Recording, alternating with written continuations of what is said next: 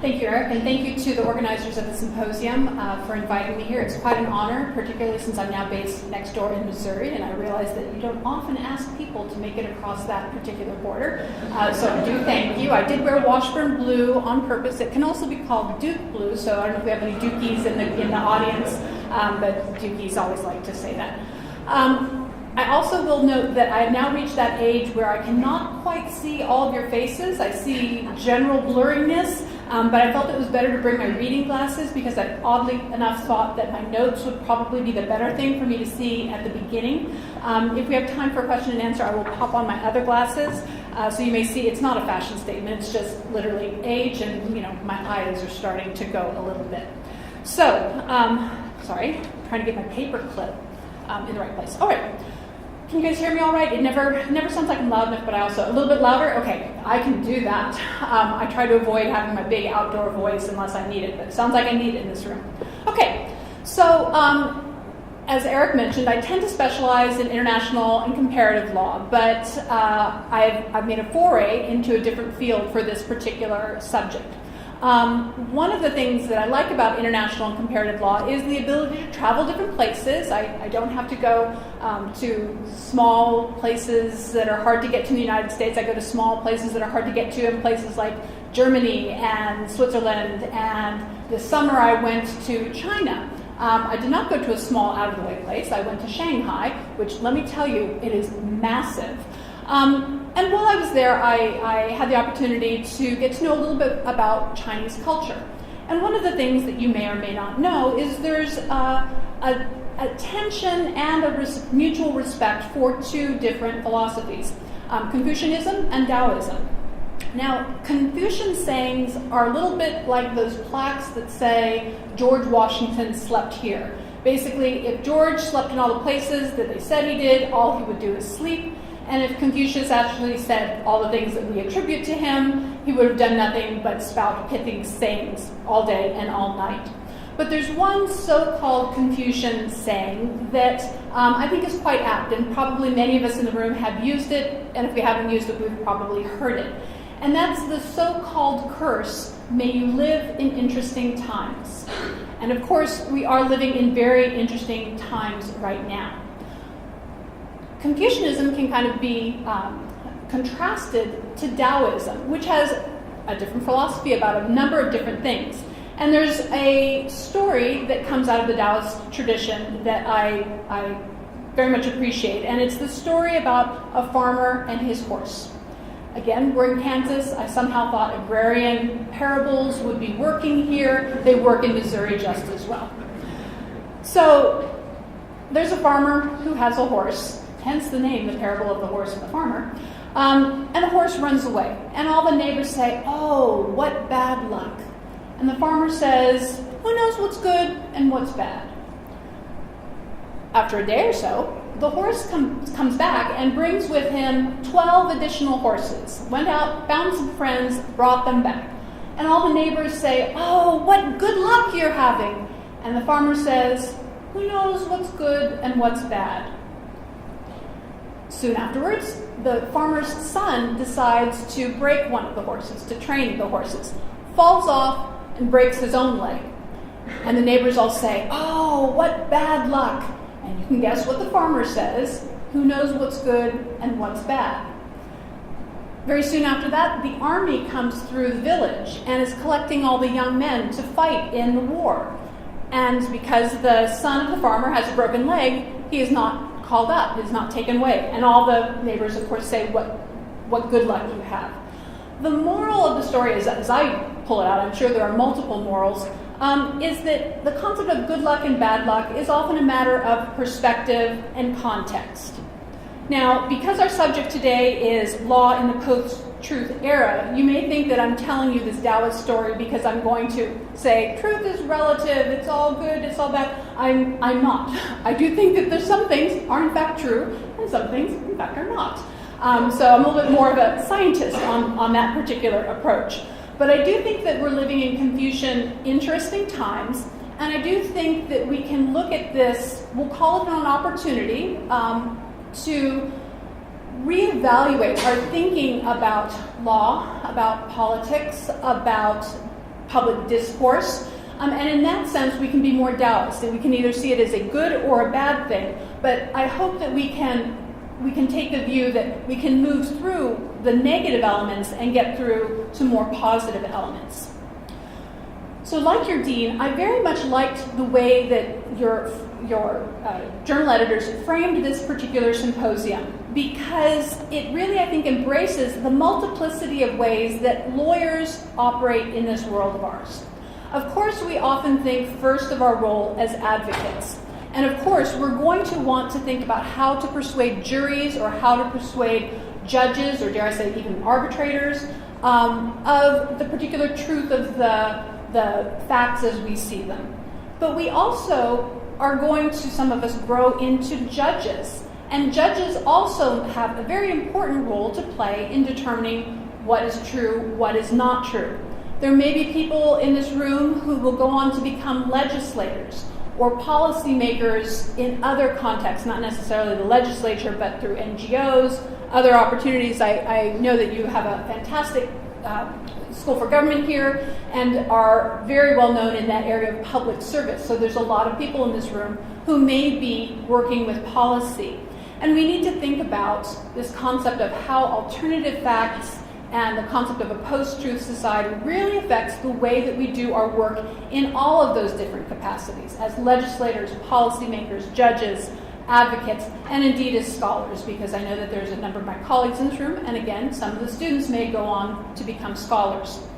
So as we think about all the things that are going to go on in today's symposium, we need to think about how each of our futures will be affected by what we learned today, but also to see how privileged we are as lawyers in that we have a voice, we have the power to change society and to change some of the norms that we are going to be dealing with in the coming years. So as Eric suggested, I came to this subject in early 2017, January, dare I say, mere hours after the presidential inauguration, when that lovely term, alternative facts, was coined on television in front of us all. And it struck me, as it struck, I'm sure, many people, about what's going on? How can this happen? And more importantly, as a scholar, how can I characterize it in terms of existing scholarship so that we can figure out how to deal with the situation going forward? And it dawned on me as I was thinking about this that in the past, debates about the number of participants or attendees at an inauguration would be what we call a data conflict. Some of us would call it data conflict. Either way, it's spelled the same, even if it's pronounced differently, and I don't know if that's a Missouri, Kansas thing. But it would be an informational debate, who has the right information? And that concept of a data conflict is a phrase coined by Christopher Moore, who is a specialist in conflict management and conflict resolution. He's worked in over 20 countries around the world, and he has created what he calls the circle of conflict, in which he identifies 5 different ways of characterizing conflicts. Some conflicts could fall in more than one category, but these different categories help you understand what type of conflict it is so you can figure out how best to address it, how best you can resolve it. And the 5 types he came up with were value conflicts, relationship conflicts. I bet a lot of people who have boyfriend, girlfriends, or spouses know about relationship conflicts, interest conflicts, structural conflicts, and data conflicts. So some of these types of conflicts are incredibly hard to resolve. Value conflicts, you can also think of those as principles, matters of principle. People tend not to change those pretty much. By the time they're adults, they're pretty much sure in their mind what it means to be fair, what it means to be just, what the appropriate role of government is, what the purpose of life is. They're pretty much settled in those. And though it may change a little bit at the edges, it is usually difficult to change those values through public discourse or even private discourse. Other conflicts have traditionally been seen as easier to resolve, and data conflicts can be seen as possibly the easiest. Traditionally, you would simply provide additional information from a reliable source. So if I asked you if it's day or night right now, you'd probably look out the window. Happily, it's a sunny day. I was worried that it might be a kind of a cloudy day, and it could be a close call. But we look outside, we think, okay, I see a lot of people doing that. Thank you for listening to the power of persuasion. Yes, I think hopefully we can all agree that it's day, but maybe I'm going to continue to insist that it's night. Now, how are you going to try to persuade me? You're going to say, well, can't we all agree? And you're going to assume, of course we can agree. Can't we all agree that if the sun is out, it's day? Or, I just took my watch off so that I know when I had to be done. If it's a certain hour, that it's going to be day.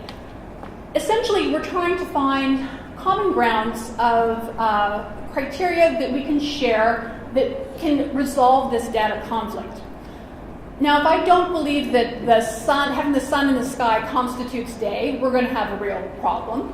But with the day-night thing, it's pretty straightforward. However, one way that I could continue to argue that it's nighttime is I could say, well, I'm talking about Australia. What are you talking about? And of course, you're like, we're in Kansas. I'm talking about Kansas.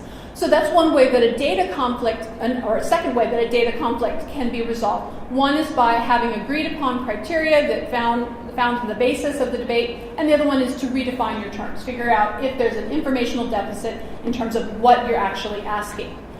So in a post-truth society, the things like the size of inauguration crowds are no longer considered data conflicts. They now move possibly into the realm of value conflicts, but as your dean suggested, we're starting to move away from a common grounding of certain objective facts that we can agree upon, and we're looking at the sources of information, we're looking at emotion as opposed to empirical fact. And this is really problematic for lawyers, whether we're being advocates or whether we're being policymakers, because empirical evidence and that concept of hard evidence drives everything that we do. When we go to a jury, we're not supposed to be arguing emotion, we're supposed to be arguing facts and demonstrating that shared knowledge that a photograph, for example, will demonstrate a particular fact. Now, of course, photographs can be altered with increasing ease and with increasing kind of quality. So it's getting more and more difficult to believe merely what your eyes see. So this is really, really dangerous territory, as I think we can all agree. It's dangerous in the courtroom, it's dangerous in the policy-making levels. So what are we going to do about it? As Eric suggested, I wrote this article, Alternative Facts in the Post-Truth Society, where, like your dean, I asked a lot of questions. I did not come up necessarily with a lot of answers, but I did try, when preparing for this talk, to come up with a few more answers, and I hope that the speakers that come on later today will come up with some others. One of the things that I think is important is that we as lawyers need to look outside our little sphere of law. We are very used to doing case law research, statutory research, maybe a little bit of additional research in the secondary sources. As somebody who does a lot of work in Europe, I have a lot more respect for commentators, I think, than a lot of common law lawyers, and so I will look to my colleagues. But I also think that we need to start looking interdisciplinarily. I'm not sure if that's a word, but I just made it one. Interdisciplinary sources. Back when I was in law school, it was the age of law and. It was law and literature, law and psychology, law and sociology, law and other things. And that's kind of fallen out of vogue a little bit. But a number of those scholars are still producing excellent work, and if you go looking for it, you can find it. Also, dare I say, lawyers can find materials in other fields, like political science. You can go, and they don't charge you extra, you just have to find it. But you can go and find other sources that are aimed at political scientists, for example, or aimed at psychologists or sociologists. And much of that information can be very, very useful to what we do as lawyers. Again, I don't think I'm speaking to a crowd who's going to be adverse to this, given Washburn's specialities. And again, I spent you don't know how long I spent in England. I spent 5 years in England, and some of my words have retained that English phrase, like specialities. I also tend to say primacy, but what can I say? So in the article, I looked into political science, psychology, sociology, philosophy, dare I say, and communications theory. And there may be other fields that can inform what we do, but I think those are some of the really important ones.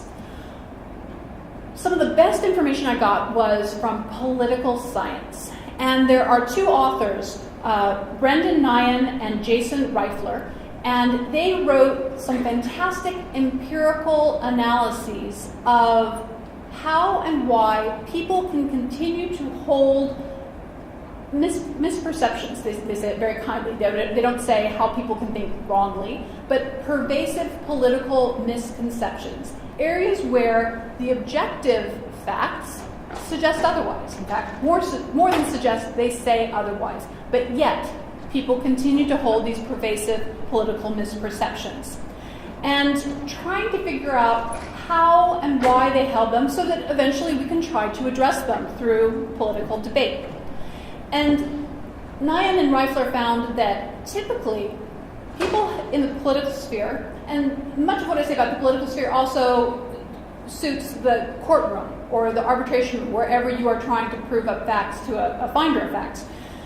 For the most part, the traditional way of dealing with these problems is to characterize them as information deficits. Well, the only reason that a person would hold this misperception is because they just don't have all the facts. The only way that you might think that it's actually nighttime right now is if we don't have any windows that show us what the outside is, and we don't have any watches. And maybe we've been here for a long time. Hopefully it doesn't feel like a long time already. But we've been here for a long time and we just don't know if it's day or night anymore. So the way to cure that is through more information. And in the legal sphere, we talk about more speech. There's a 1927 case called Whitney versus California in which Supreme Court Justice Louis Brandeis talked about more speech being the cure to political misperceptions and any type of information deficit. So that sounds really logical, and I think a lot of us would say, yeah, that's what I do when I'm having a debate with a friend or a colleague or a family member, and that's what should happen in the political sphere. More information and more correct information, better sources, make sure that the evidence is correct. Unfortunately, when Nyan and Reifler did their empirical study, they found that the provision of more information did not, in fact, cure these misperceptions. To the contrary, sometimes it made people hold on to that information even more strongly.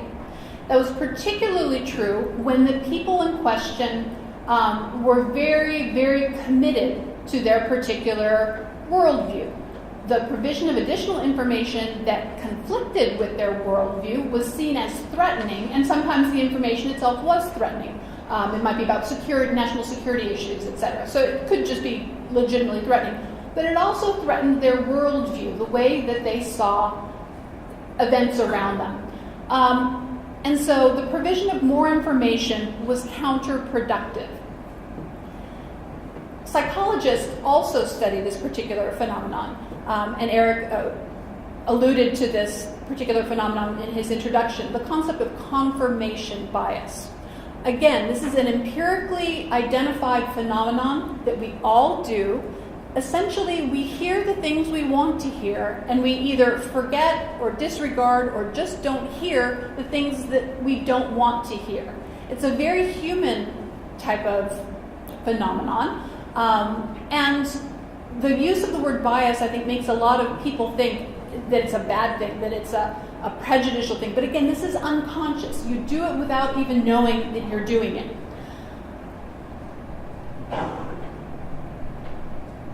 Nyan and Reifler didn't stop there. Again, this is why I like their article, and you can find the reference to their research in the article that I wrote. They also found that the way that the information is provided can affect how people interpret it. And one of the most shocking things to me is that if people are presented with pro and con positions, basically exactly what we do in courtrooms, exactly what we do in political debates in any legislature in our country, be it state or federal, you basically have people arguing for and against. Everything that our journalists do when they're trying to be objective, they're giving both sides of an argument. If you provide people with that type of even-handed, objective approach to information, they are more likely to hold on to their previous beliefs and then carry on with their pervasive political misperceptions. This is hugely problematic if you're thinking from a policy perspective or even as an advocate that you want to bring people over to your point of view. You want to persuade them. If the empirical evidence says that more information, even if it is correct information, is not going to do the job, then let's pack up our bags and go home. I mean, what else is there that we can do? So at this point, I was thinking, oh gracious, I think I'm going to move to another country and or find another job, become a hermit, because what else can I do? But happily, like a good scholar, I kept going with the research. Hopefully, I understand there's a lot of legal research and writing people in the room, and they're probably going, yes, we've got somebody on our side. Do more research. You will always find more information.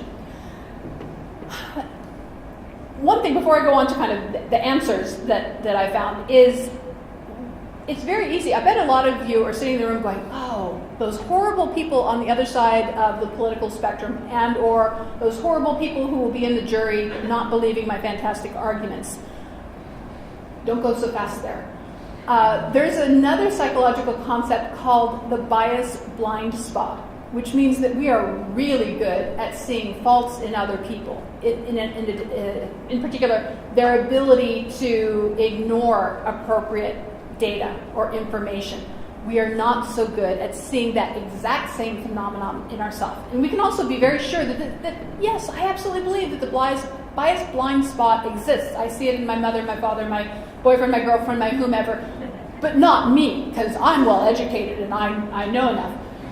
Okay, hate to break it to you, everyone in the room is human, unless there's like a really good android walking around, which points to whoever created you. But you're all human, which means you're all doing this. And guess what? I'm doing it too. So I'm taking the blame on myself. There's a very good website on the Harvard Program for Negotiation kind of website.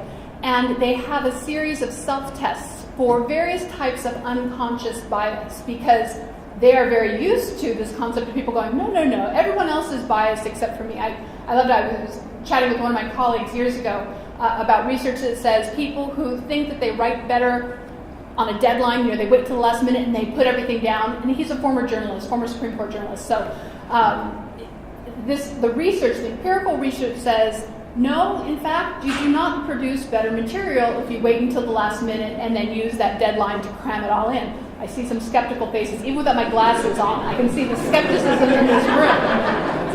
So you, again, are like my colleague at Mizzou, who shall remain nameless, because he said, yes, I agree with that research all completely. Now, of course, for me, I work better on a deadline because I'm a former journalist. I'm just thinking, missing the point.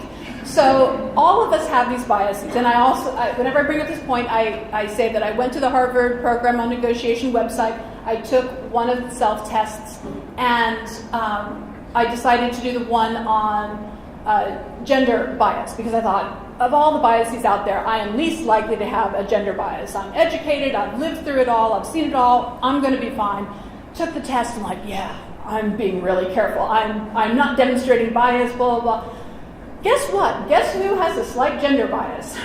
That would be me. So I did what any good lawyer would do. I attacked the program, I attacked the methodology, and decided they were wrong. And then I had a cup of tea, calmed myself down, and I realized, no, again, this concept of bias doesn't mean you're a bad person. It's just a way that it's a word psychologists use to describe a way of thinking. So if you can take that blame away, you can stop thinking that you yourself are perfect. You can start to see the biases operating in yourself and hopefully start to have that discussion with others about their own biases. But we also want to think about how to handle unconscious bias and how it plays into this concept of pervasive political misconception.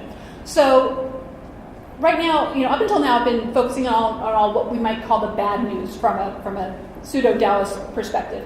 The data conflicts are being elevated to value conflicts. The traditional means of addressing those issues, this concept of more information that's presented in an objective and even-handed manner, actually exacerbates the problem that we're trying to cure. And now we even have to address our own objectivity about outcomes and processes. So that was the bad news. So now it's time for the good news. Now it's time to take the farmer's approach. who's to say what's good or bad? Let's carry on thinking. So at least we're going to have some good ideas, hopefully. So first, this concept of unconscious bias. How are we going to deal with that? There's a number of scholars in the law, drawing from the psychology literature, who have talked about how to raise consciousness about unconscious bias. Deborah Lynn Bassett, Elaine Greenberg are two that I'm familiar with, and they suggest that you can use consciousness-raising techniques and education to start to raise awareness of unconscious bias in ourselves and in others. Interestingly, there are a number of segments of society who resist any training on unconscious bias. When I was a Supreme Court Fellow, I worked at the Federal Judicial Center, which is the research and education arm of the U.S. Federal Judiciary, and there was a big tension going on in the judicial education community about whether training on unconscious bias should be offered, should it be required, how to handle that issue. Interestingly, some of the studies on unconscious bias demonstrate that those people who resist training on it the most are those people who rely on unconscious biases the most, suggesting that they think it is a legitimate form of decision making. This is, of course, problematic if you're going to have a voluntary program of education on unconscious bias, because the people who need it the most are the least likely to go and get it, and or are the least likely to sit in the room and actually hear that it could apply to themselves. So it's a bit of a chicken and the egg, but happily the Federal Judicial Center has been offering a number of programs in that regard, and the judicial education community has been talking a lot about the extent to which judges should be required to take certain types of training. You may or may not know at this point, federal judges in the United States do not have to take any training whatsoever. They can be elevated from their previous position straight onto the bench and never ever have to take any training in how to act like a judge.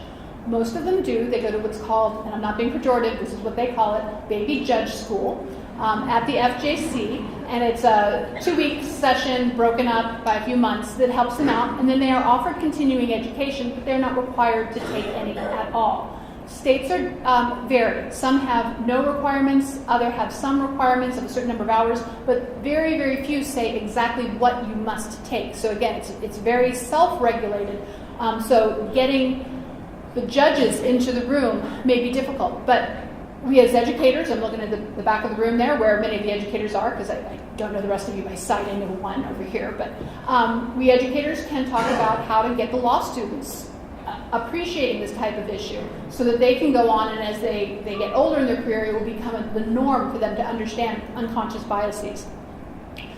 The next thing we need to think about is how we're communicating. And I'm not just talking about the concept of incivility in common discourse, common public discourse today. I hope that some of my colleagues will be speaking about that, because I do think that is a huge issue. But looking at the Nyan and Reifler's research, which is kind of where I'm jumping off from, I'm thinking more about this concept of the objectivity and the pro-con argument.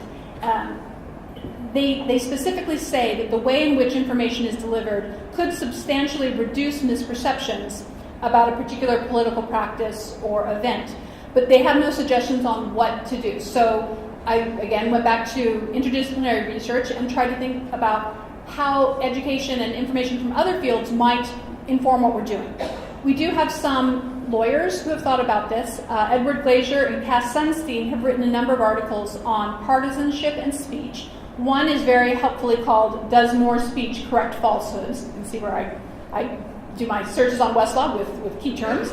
Another one is called Partyism, and the second one is in the University of Chicago Legal Forum. And they talk about how one way to get past this roadblock is to use what they call surprising validators. Basically, this is a person who is on the inside of a group who can enunciate a position that would otherwise be seen as incorrect or threatening. I do think in the last few months, and possibly a year or so, the clearest example of this has been John McCain. He really was the voice within his own party that was terribly, terribly respected, and yet was offering perspectives that were very threatening to his own party. So somebody like that, somebody who's an insider but is willing to take that extra step.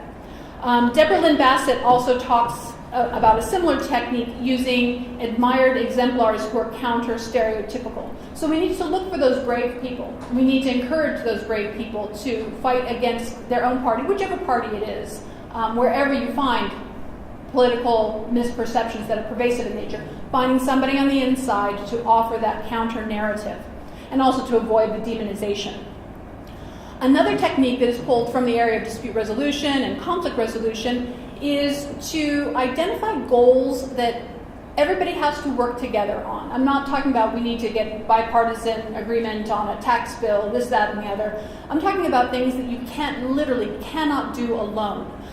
Carolyn Sharif and Muzaffar Sharif have been particularly active in this area of research in identifying how to bond people together over these shared goals.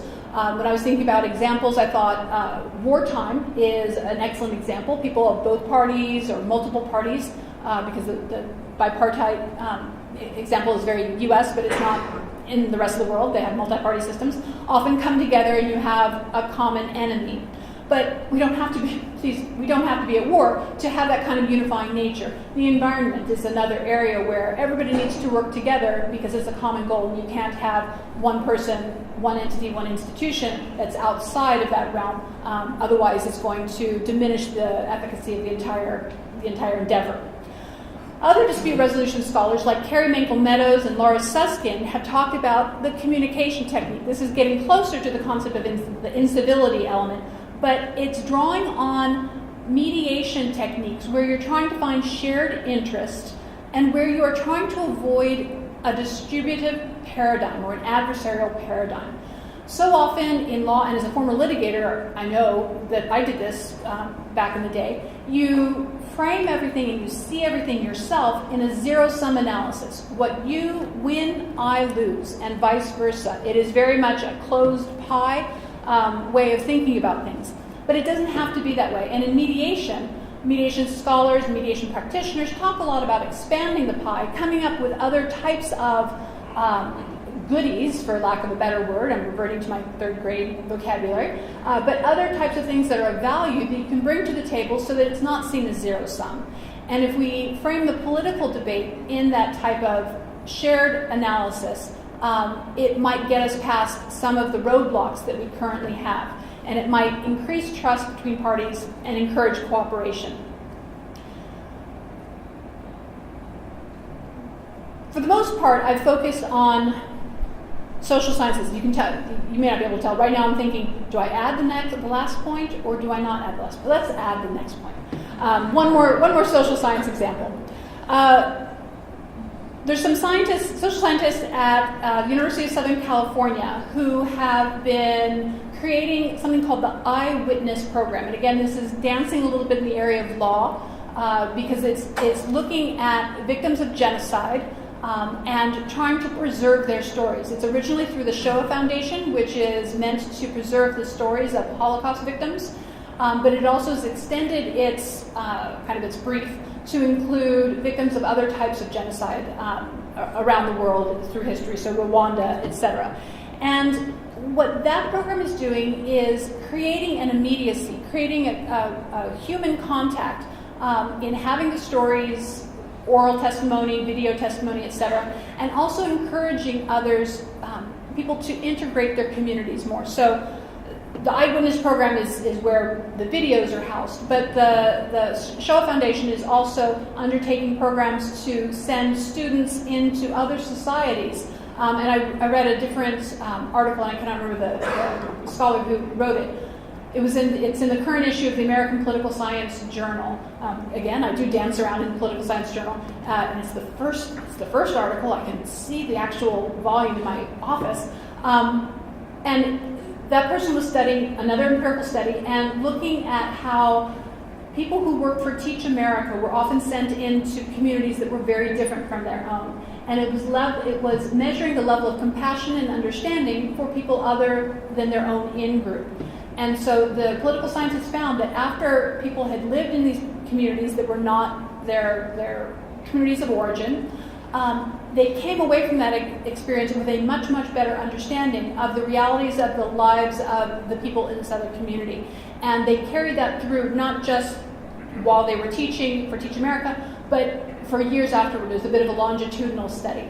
And that concept of creating more connections between people and having people see what the way people live in communities other than their own is, I think, a tool that we can use from the social science world and we can bring into law and into law and politics so that we don't have the demonization and so that we have this increased understanding and getting past confirmation, getting past the bias blind spot. Confirmation bias, I don't know if I said that before, it was in my head.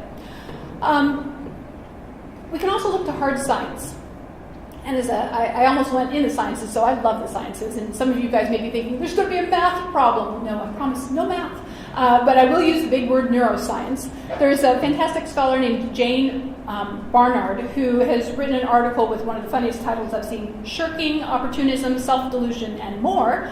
The Agency Problem Lives On. It's in the Wake Forest Law Review. And she looks at some neuroscientific evidence in the animal world and essentially finds that scientists have found that if an animal is engaged in some form of combat, physical combat, the animal that is victorious exits the competition with an elevated level of testosterone. And the higher the hormone level is, the more willing the winner is to engage in further combat. They actually can continue to fight so long that they end up killing each other because of this elevated testosterone. And my apologies to the gentleman in the room, but that's the actual word in this study. Essentially, it's called the winner effect, that you just keep wanting more and more. It's like a drug. You want more and more winning. And she applied this to the corporate world and found that chief executive officers had the same phenomenon. They didn't go out and bludgeon their competition, but this concept of, I'm going to have a merger and acquisition, I'm going to take over the world, they still have that winner effect. And I think that she has not yet expanded it to, say, the contemporary political debate, but the analogy is clear, that you can have a type of irrational response to political debate that is framed as combat, if it's framed as combat as opposed to cooperative in nature. So, during this last half hour, I've tried to bring some ideas on how to frame the current debate about post-truth and alternative facts into the interdisciplinary world and find some ways of both analyzing the issue and addressing the issue. I think one of the areas that we want to think most about is communications theory. If Nyland and Reifler are correct, then we want to think about how we engage in conversation. Civility is one element, but this back and forth, even-handed approach that we've taken as our norm, I don't want to say it may no longer be useful, but we may want to think about how we want to frame it going forward in order to take this empirical evidence into account. We as lawyers have a tendency to be very bound by tradition. There's yet another unconscious bias called the status quo bias, where people tend to want to remain with the status quo. And we may need to think about, is our status quo working for us? It seems like a lot of what we've done in the past years, literally I'm talking about decades, have led us to this point in terms of our political moment, our legal moment. And we may need to have a bit of a revolutionary change in how we deal with legal discourse and political discourse. So I don't quite have all the answers, but I very conveniently run out of time. But hopefully all the young folks in the audience, as well as the older folks like me, will continue to think about it, because it is a problem that we all do need to work on at every level. Thank you for your time.